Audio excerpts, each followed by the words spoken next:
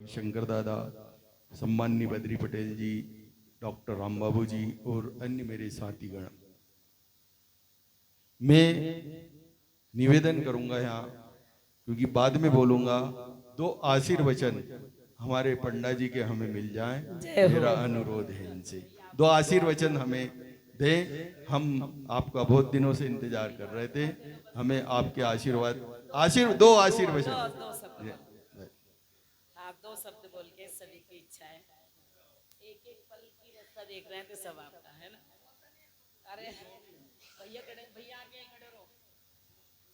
भगवान की जय हो, भैंसासुर महाराज की जय हो। आप सभी मातृशक्ति बड़े भैया के सानिध्य में ये हमें जो श्रीमद् भागवत कथा का रसपान मिल रहा है, ये वास्तव में कर्म प्रदान विश्व करी राका, जो जैसी कराऊं तो तस पल चाका। अपन यहाँ बैठ करके श्रीमद् भागवत कथा के ये शब्द सुन रहे हैं, ये हमें आज नहीं दिखेंगे, ये उस दिन दिखेंगे जिस दिन हमारी डोली यहाँ से उठकर ऊपर जाएगी। जय हो, जय हो। जोरदार तालियों की गड़गड़ाहट के साथ। क्योंकि ये सांसारिक जीवन है, इसमें लोभ लालच मोह माया सब अपन से जुड़े हुए हैं। ये अपने अंत समय में कहीं पर भी काम आने वाले नहीं हैं। अंत समय में अगर काम आएंगे तो अपना दिया हुआ दान, अपना किया हुआ कर्म, अपने मन से, तन से, कर्म से जो भी भक्ति होती है वो अंत समय में अपने साथ जाती है। अपन ऐसी जगह बैठे हैं, यहाँ पर आने के लिए अपने पूर्वज पैदल चलते थे, जो वहां से तो जीवित आते थे, लेकिन कई अपने पूर्वज वापिस अपनी धरा पर नहीं पहुंचते थे। लेकिन भगवान की ऐसी कृपा है कि आज अपन सब ऐसे बैठे हैं जैसे अपन अपने घर परिवार में बैठे हैं। और उसमें भी सबसे सौभाग्य की बात कि अपने साथ ठाकुर जी बैठे हुए हैं। बस सभी की यात्रा मंगलमय हो। जय सिया राम। जोरदार ताली से अपने गुरुदेव का, पंडित जी का सम्मान हो। अब मेरे भाई अपने अमृतमय वचनों से सबको आप भी। धन्यवाद पंडा जी, आभारी हैं हम आपके, आपने हमारे आगे से हमें आशीर्वाद प्रदान किया। दीदी मेरे को रोज खड़ा कर देती है, कुछ ना कुछ बोलने को कहती है। विषय जो है आपको याद है मैंने क्या कहा बोला? मैंने नहीं बोला, मुझे मेरे गुरुदेव ने बोला है कि आज के समय की आवश्यकता है, जो आज की समय की परिस्थिति, उन परिस्थितियों और स्थितियों के बारे में ही मैंने आपको बताया है ना। आपको हमें कुछ चीजें ऐसी भी मिली होगी जो आपको याद नहीं थी, वो मुझे भी नहीं याद थी, मेरे गुरुदेव ने बताया है। भाई हमारे त्योहार, हमारी शादी, हमारी बहुत सारी चीजें हैं, है ना। तो विषय तो बहुत है। आज जो विषय है वो पर्यावरण का है। पर्यावरण से समझते हैं हमारा वातावरण। अभी आप केदारनाथ की यात्रा करके आए, है ना।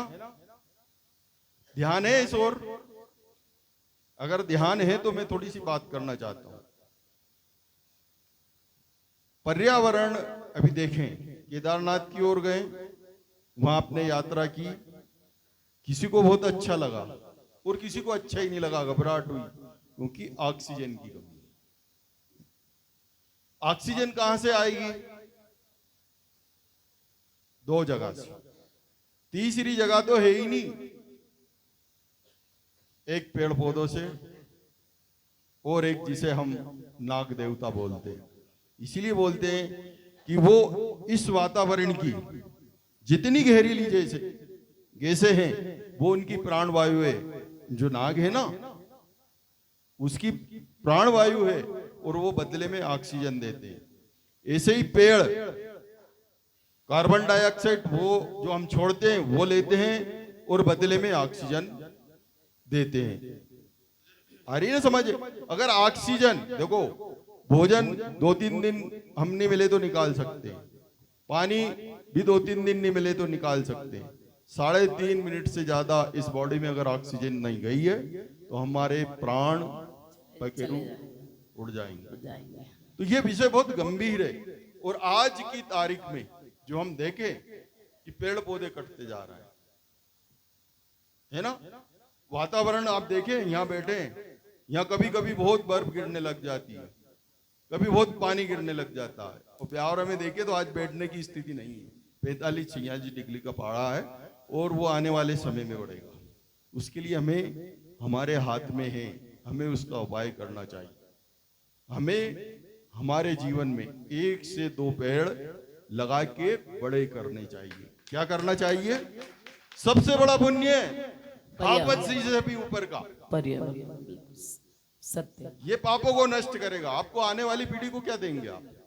ऑक्सीजन के सिलेंडर, जो जैसे बोतलों में पानी मिल रहा ना, ये पानी भी पीने को नसीब नहीं होगा। श्री राधे। बहुत सिलेंडर लेके ऑक्सीजन लेंगे। ये जो जंगल सीमेंट के बन गए हैं ना, ये वैज्ञानिक की दृष्टिकोण है। आने वाले समय में अगर पेड़ नहीं लगाए तो हमारी पीढ़ी हमें इतनी गाली देगी कि हमारे पुरखे हमारे लिए क्या छोड़ के गए।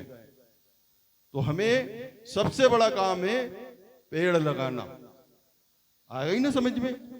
जीवन में 1 से 2 पेड़ हमें लगाने हैं और उनको बड़ा करना है।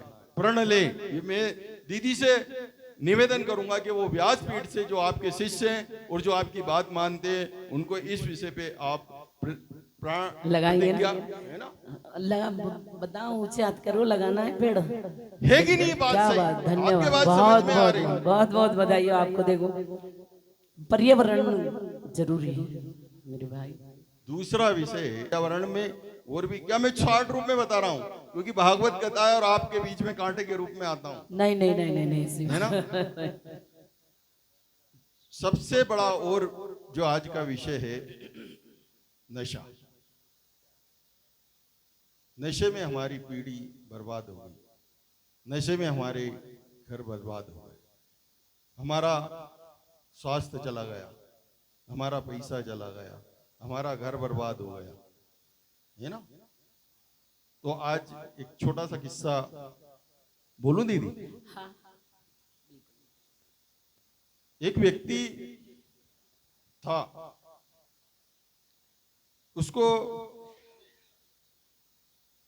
ईश्वर ने बोला कि भाई ये मंदिर है, यहां बाहर खड़ा होके गाली बक भगवान को, खूब गाली बक। तो उनने कि मैं गाली नहीं बकूंगा, है ना, मैं गाली नहीं बकूंगा। आगे चलाओ, ये गौ माता खड़ी है, इसके बहुत सारे डंडे और जूते की मार, तेरे को साम्राज्य मिलेगा। इसने बोला था अगर तू गाली बकेगा तो तेरे को बहुत बड़ा राजा बना देंगे, सिर्फ गाली बकना है मंदिर में और कुछ भी नहीं करना। उनने कहा चल गाली नहीं बकता तो ये गैया खड़ी है, इसको 2-4 जूते की मार दे, तेरे को साम्राज्य बना देंगे।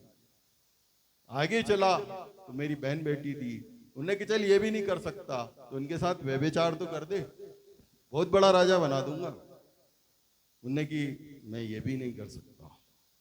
उन्होंने की ये मांस खा ले, तेरे को बहुत बड़ा सम्राट बना देंगे। उन्होंने की मैं मांस भी नहीं खा सकता।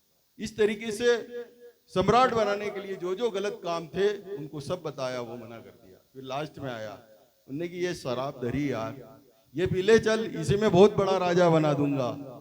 उसका मन बेकार, उन्होंने की शराब ही तो है, 2 घंटे नशे रहेगा, चलो पी ले दे दे। उसने शराब पी और जो जो मना करा था उसने भगवान को भी गाली बकी, गौ माता को भी डंडे जूते मारे, महिलाओं के साथ भी अत्याचार किया, उसने मांस भी खाया। तो नशा वो करा देता है मेरी माता बहनों, तो इससे अपने परिवार वालों को बचाएं और इससे दूर क्या रहें। बात है, बहुत शानदार बात। भाव की भी बात आई थी। बोलू के आप कथा सुन रहे हैं, एक छोटी सी और कहानी। मेरे ब्यावरा में एक सेठ रहता था, मेरे गोपाल जी गुप्ता जैसा। बहुत प्यारे हैं, दिन भर दुकान पे करते थे, बाकी बहुत चिकट थे। हर बात में देखते थे अरे यार यहाँ पैसा लगेगा। भगवान के भी बहुत भक्त थे। अब वो इतने चिकट थे कि दृष्टांत नहीं है, सुनो, ये दृष्टांत है मानसिक रूप वाला, यानी आपसे नहीं करेंगे आप वो एक उदाहरण है, मेरे ऊपर भी ले सकता ये था। किसी हमारे के सेठ ऊपर। तो यहाँ है जो आप ही हो, हमारे गोपाल जी। हमारे सेठ तो आप ही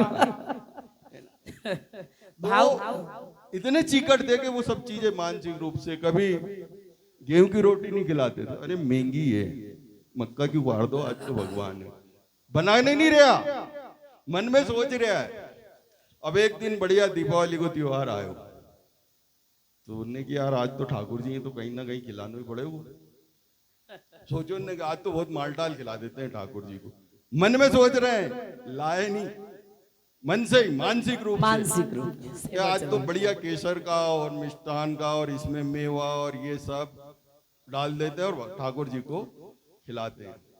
चले थोड़ी सी दूर, अरे उनने की यार केसर थोड़ी ज्यादा महंगी है, दूध में से केसर निकाल लेते हैं, कई फर्क पड़ रहा हो केसर निकाल बात से। थोड़ी सी और दूर चलिया, अरे उनने काजू भी निकालो यार। तो धीरे धीरे जो मेवा मिष्टान थे वो सब निकालते चले गए मानसिक तौर से। दूध वूध कहीं नहीं लाया, ना मेवा लाया। आखिरी में जब दूध की भी बारी आई तो उन्होंने कहा यार ये तो बहुत गाढ़ा दूध है, यहाँ में पानी डाल दो। पर ठाकुर जी थोड़ा पतला ही दूध पी लेगा। अब उसमें से शक्कर भी निकाल ली, तो ठाकुर को भी कृपा करनी थी गोपाल जी के एक दी माता। उन्होंने के साले कुछ लाया भी नहीं और मानसिक रूप से तू इतना चिकट है, मुझे कुछ दे भी ना रहा। कि ठाकुर यही तो चिकट बने का है काम जो मेरा उद्धार हो गया और आप मुझे दे दिए। तो जय हो गोपाल जी की। ये कभी कभी ईश्वर ऐसे भी प्राप्त हो जाते हैं। धन्यवाद। जो भाव की बात बता रहा हूँ, उसने भाव ईश्वर के प्रति रखे तो वो बुरा मत माने। गोपाल जी एक ये कथा थी। धन्यवाद इसलिए आपको। श्री राधे। और अब मेरे भाई जो पीपर हिला से पधारे हुए हमारे राम बाबू जी डॉक्टर साहब पधारे।